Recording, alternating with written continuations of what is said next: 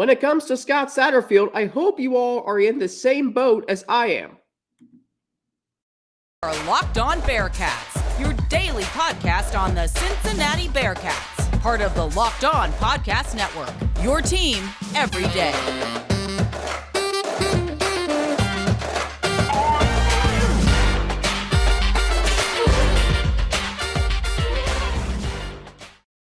Thank you so much for making Locked On Bearcats your first listen every day. We are free and available wherever you get your podcasts, including on YouTube. Don't forget to subscribe to the YouTube channel to get alerts every time that we drop a new episode. My name is Alex Frank, your host each and every day here on Locked On Bearcats, part of the Locked On Podcast Network, your team every day. It is Tuesday, May 2nd, meaning we are 123 days away from the Bearcats season opener against Eastern Kentucky, Saturday, September 2nd at historic Nippert Stadium. And I'm at a UC alumni event over the weekend. And whenever I'm at a UC alumni event or an event where there are Bearcat fans prevalent, I always like to strike up conversations with those.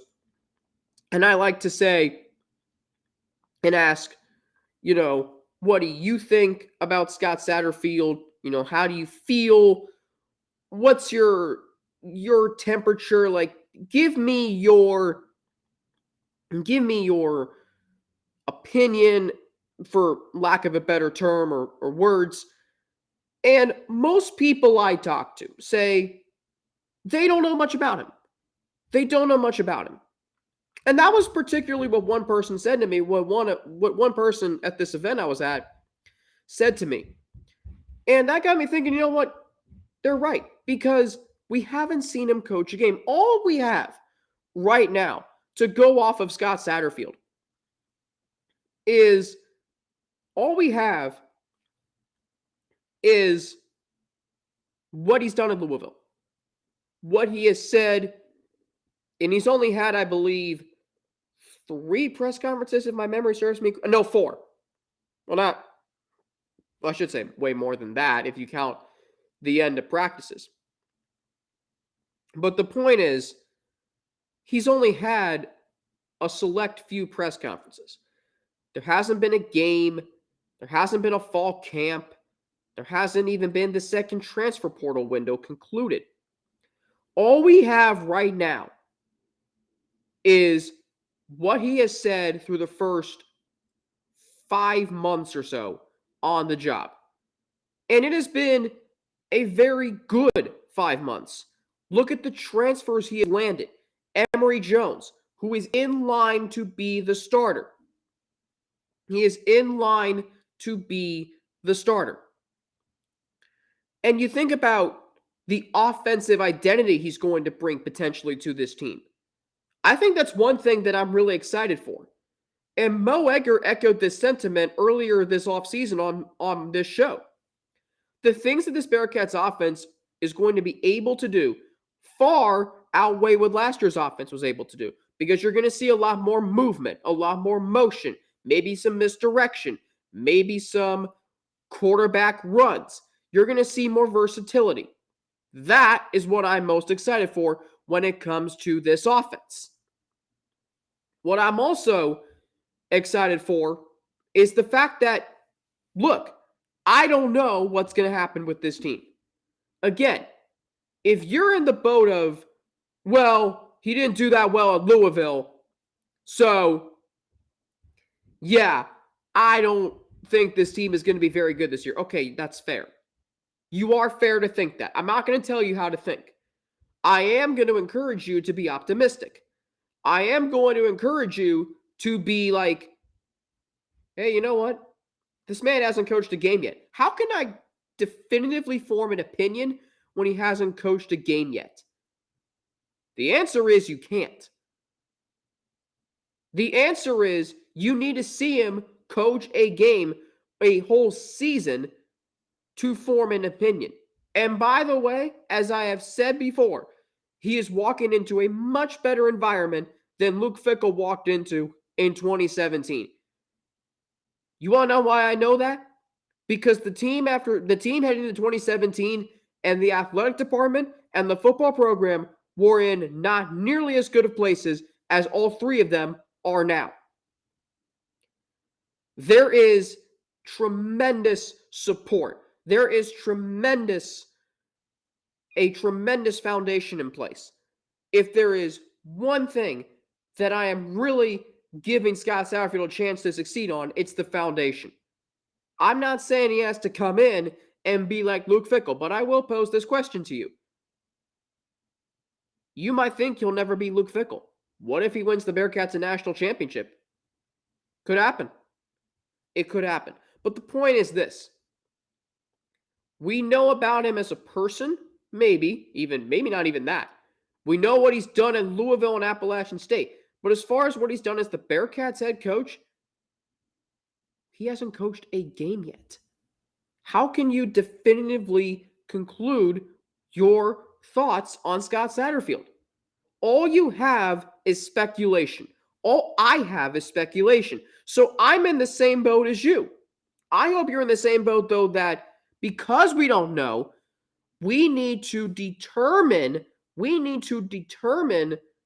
based off of games. If the Bearcats, and let's say the Bearcats go into Pitt week 2, September 9th. Let's say they go into Pitt and they win. You're going to say, okay, this guy just took the Bearcats into Pitt, a decent Power 5 team, and won a rivalry game. Then, what if the Bearcats beat Oklahoma? What if the Bearcats beat Oklahoma and are 4-0 through the first 4 games of the season? Now, that's the first 4 games. You're going to be riding a high. But then again, you win your first 3 games and you win your first Big 12 game, you should be riding a high if that's the case. Then you're going to say, great hire. Then you're going to say, this guy can coach. You're probably going to really love what the offense is going to bring. Then, let's say the Bearcats, I'm not saying they're going to go to the Big 12 championship this year. Don't expect them to. But what if they end up 9-3 and they just miss it and they still play in a New Year's Six Bowl? Then you're going to probably say, this guy really is doing great things for the program.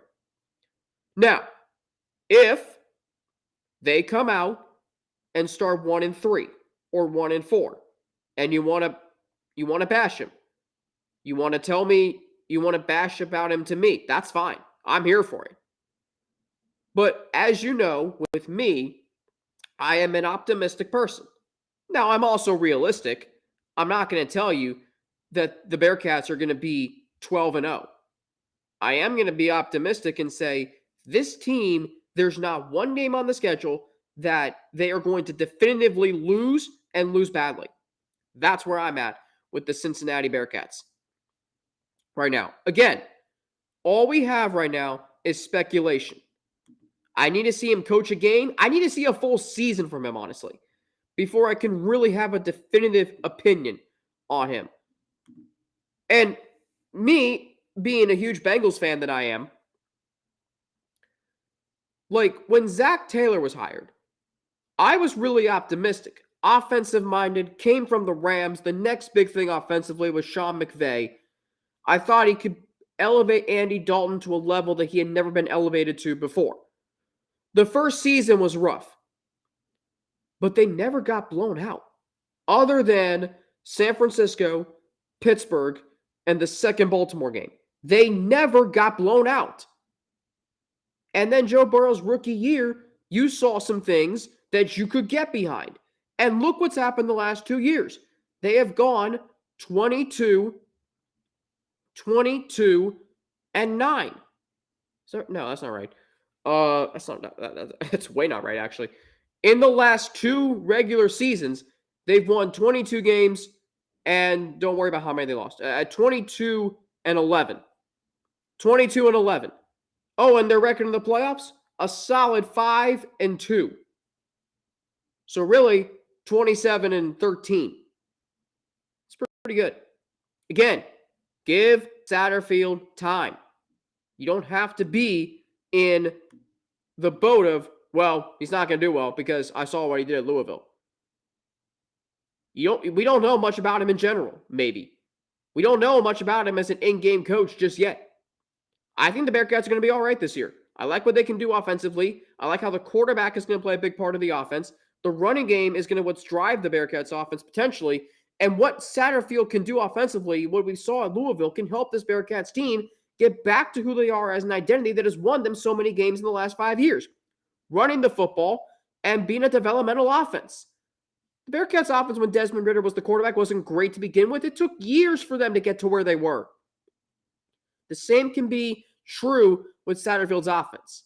All right, coming up, I am way late for this live read. I respond to your comments from Friday's show. We'll get into that after I explain to you how this episode of Locked On Bearcats is brought to you by FanDuel Sportsbook. Make a fast break to FanDuel during the NBA playoffs because right now new customers can get a no-sweat first bet up to $1,000. That's $1,000 back in bonus bets if your first bet doesn't win. There's no better place to bet all the playoff action than America's #1 sportsbook. Visit FanDuel.com/LockedOn and get a no-sweat first bet up to $1,000. That's FanDuel.com/LockedOn. FanDuel, an official sports betting partner of the NBA. Thanks again for making Locked On Bearcats your first listen of every day. On tomorrow's show, one of my favorite guests every week, Neil Meyer of the Front Office News, will join me to talk about the Bearcats who were drafted over the weekend, what he thinks about Ivan Pace Jr. slipping from a projected fourth-round pick, at least by Dane Brugler, to going undrafted. Plus, his thoughts, and I'm going to get to this in segment 3, on Simas Lukosias committing to the Bearcats, a transfer from Butler. All right. So last Friday was the 1-year anniversary of Sauce Gardner being the Bearcats' first round selection in 51 years. 51 years. Now, you responded and you commented on our video, which I like. Feel free to comment on any video. Feel free to leave a comment in the audio, on the audio, wherever you get your podcast, Apple Podcasts, whatever it may be. But you had some things that you said about the 2022 draft class. And I'm going to touch on them right here. First comment. And I talked about how the impact that Sauce Gardner and all the Bearcats, 9 of them who were drafted, the impact that draft class had on the Bearcats program. The fact that they had the third most players of any program in the country get drafted. So here were the comments. We'll start with comment number 1. And both comments were made by the same listener. So listener's comment number 1 says, Alex, you're mistaken. Cincy is not as good at developing talent as any other college team. They probably don't stand up against 60% of D1 schools. Cincinnati was able to develop a few, all caps, kids into NFL caliber players. However, there has been staff turnover, and this is no longer a G5 schedule. It will be more challenging to transform 2- and 3-star players into NFL talent with this current coaching staff. All right, so a couple things mentioned there. Number 1, 60% of D1 schools is a lot. If we do some simple math, and my University of Cincinnati math is, I like to think, pretty good. Actually, it is. See, this is how good I am at math. So there are 130 Division I teams in college football. And he said, this listener said 60% of D1 schools. The Bearcats can't stand with 60% of them. That means 78 teams, 78 programs. So you're saying there are 78 programs in Division I better than the Bearcats at developing talent. I don't necessarily agree with that. 78 programs. That's a lot. 78 programs. Really? I'm deeming that overreaction. As far as a few kids, look at the players they've sent to the NFL in the last 5 years. Go back to 2020 when you saw the likes of Elijah Ponder, when you saw the likes of Brian Wright or Perry Young, or when you saw Josiah DeGuara, when you saw James Wiggins in 21, or you saw, and then look at this past year, Tucker, Wiley, Scott, or Alec Pierce, or Desmond Ridder. It's not just one position. It's a whole bunch of positions. So don't tell me that it's just a few kids, because there are a lot. And it goes back years before, even last year. When we look at Cincinnati Bearcats, and by the way, you want to tell me that there are only a few Bearcats in the draft? Excuse me, but remember how I said to you at one point that Andy Reid has taken more Cincinnati Bearcats in the draft than any school in the country? And this is Andy Reid, the best head coach in the NFL right now. That's pretty dang impressive. Now, we can go to 2000, whatever. So, 22, they send 9. 2021, they send James Hudson, Derek Forrest, James Wiggins, Jared Dokes. 2020, they send Josiah DeGuara. 2019, they send Cortez Broughton. And these are current players. 2018, Corey Cunningham. 2016, there are still 2 players currently in the NFL. 2013, Travis Kelce. And 2012 still has 5 players. 4. Derek Wolfe, Isaiah P., John Hughes, Adrian Robinson. 2009, Connor Barwin. I don't know if these are still players that are still in the NFL, but 2009, and these may not be all of them, but you have 2009, you've got Connor Barwin, Kevin Huber, D'Angelo Smith, Brandon Underwood, Mike Mickens, Trevor Canfield. I mean, this is not just, it's not just 2023. It's 2000 whatever. In the last 5 years, look at how many players the Bearcats sent to the NFL. It's enormous. So that's what I have to say to only a few players. Will it be harder to develop talent at the Big 12 level? This is actually a really interesting question.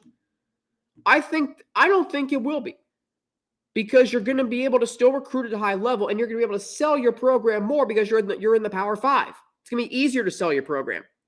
The games might be harder, but the games don't necessarily dictate how talented of a team you are. And if that was the case, why did LSU have the second most players drafted in 2022?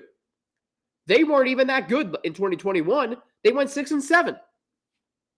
So the point is, the Bearcats send way more than a few players to the NFL, and it's still going to be a fertile ground to develop players. That is where I am at. Now, second comment. The second comment from this listener, from the same listener, says, the 2021 Cincy team did not impress a single college football fan who cheered for a Power 5 program. Cincy had a powder puff schedule with the super senior roster. Cincy will not see another 9-win season in the Big 12 for a long, long time. Okay. Now, when I read that, obviously, I was very defiant towards it, very much in disagreement. But let's break it down. If you weren't impressed by the 2021 team, then I don't think you can appreciate what that team accomplished. And I look at it this way, and I remember thinking this way after they beat Notre Dame. The amount of pressure that team faced, and really before Notre Dame too, that team faced every week was enormous. And they never broke.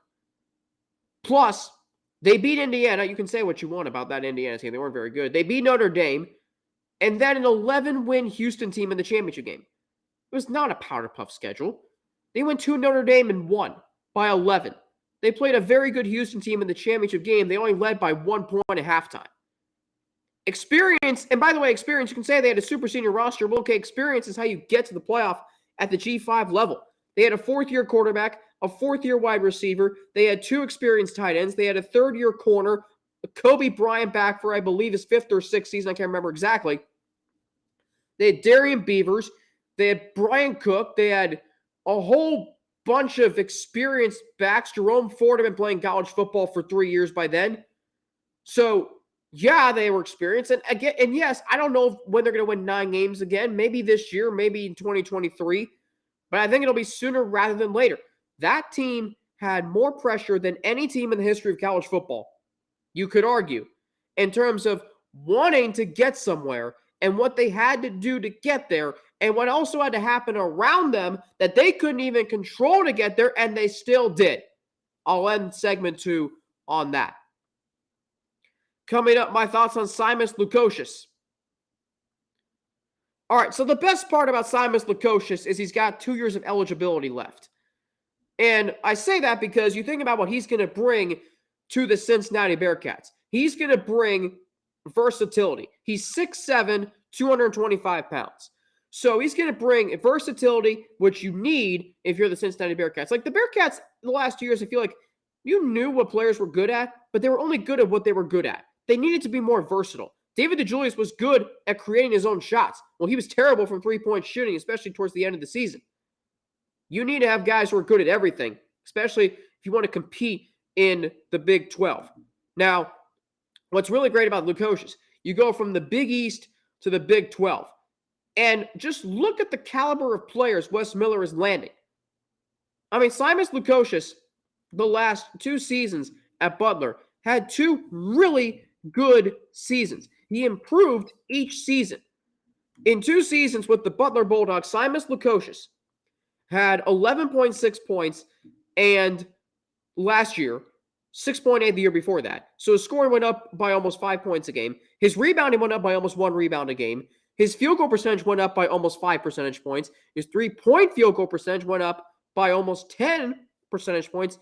And he still shot 80% from the line last year despite being down over 9 percentage points.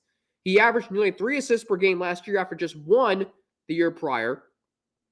This guy is exactly what you need if you are the Cincinnati Bearcats.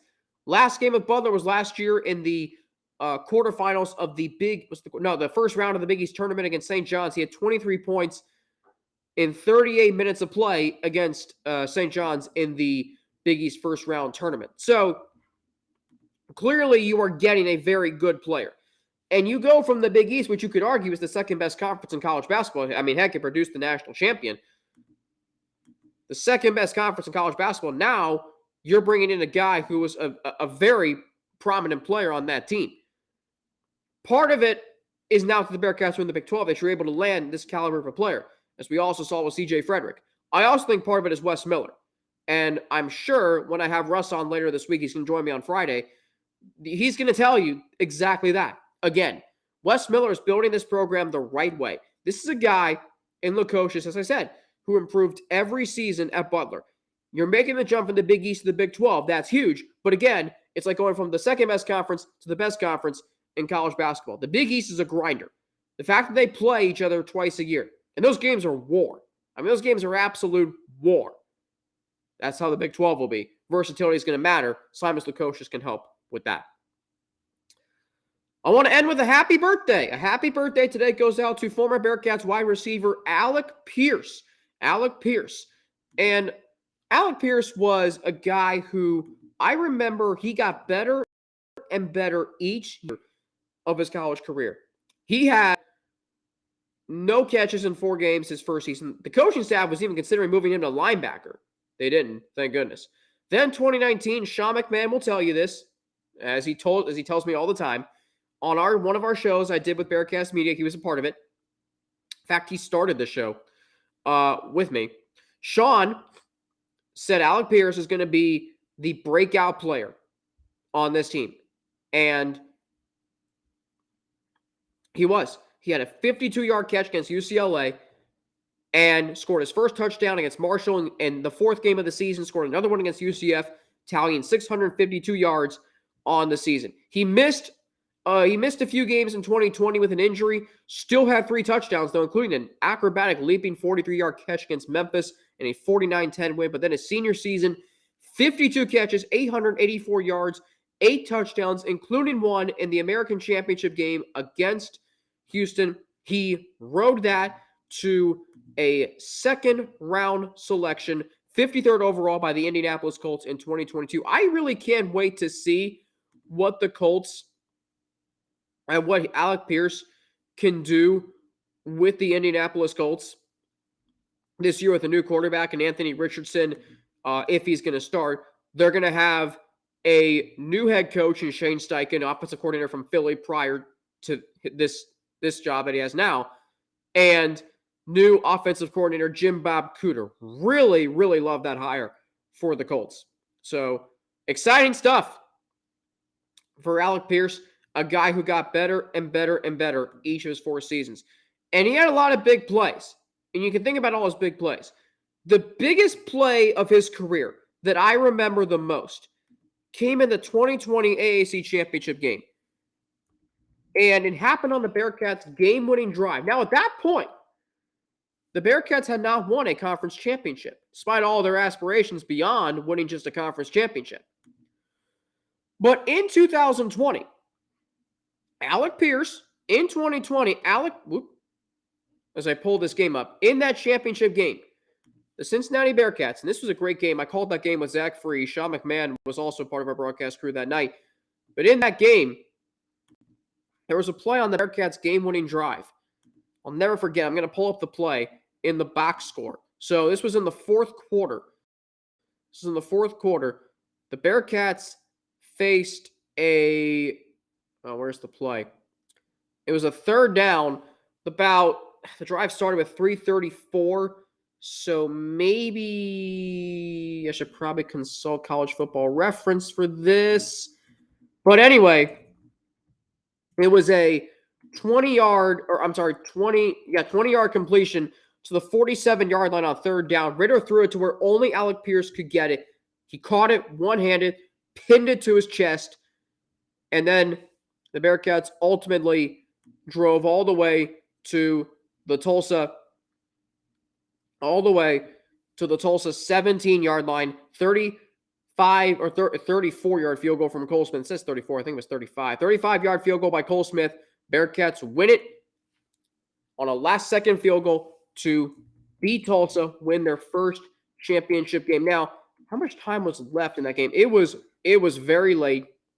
I remember, if I can somehow find my call from that game, I still have a tape of that somewhere, but it was a fun night. Ohio Governor Mike DeWine allowed a bigger crowd.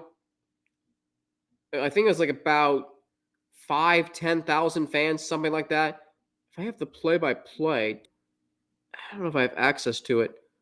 Well, that's okay. I don't remember how much time was left, but what I do remember is, maybe I still want to know now. But anyway, that's the biggest play I remember, is that catch to help set up the game-winning field goal by Alec Pierce. I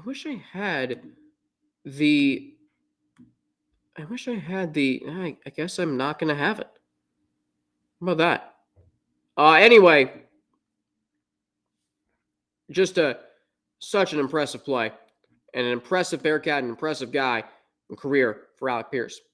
Coming up on tomorrow's show, Neil Meyer of the Front Office News will join me to discuss the Bearcats who were drafted this past weekend, including how Ivan Pace slipped all the way from projected 4th-round pick to undrafted. It's unbelievable to think about. Then, Thursday, Zach Fries and Sean McMahon join me for our weekly conversation. Plus, with Neil, I also want to talk to him about Scott Satterfield in that same boat I talked about on today's show. And Simas Lukosias. We'll talk about all those topics with Zach and Sean. And then Friday, Russ Heltman joins me for his thoughts on the Bearcats in the NFL draft. I'm going to work to get Luke Braun from Locked On Vikings on this show. You also hear him on Locked On NFL on Tuesdays because Ivan Pace signed by the Minnesota Vikings. The Bengals do play him this year. I was thinking about that yesterday. The Bengals play the Vikings this year, so really looking forward to that. Thanks so much for making Locked On Bearcats your first listen every day. As I mentioned, Neil Meyer of the Front Office News joins me tomorrow. I'm on Twitter at Frankie_Natty, Instagram AlexFrankNat_, email Alex3Frank@gmail.com. I'm back tomorrow. Have a great rest of your day. Thanks so much for making Locked On Bearcats your first listen of every day. I'm Alex Frank for Locked On Bearcats. Have a fantastic day, and I'll talk to you tomorrow right here on Locked On Bearcats.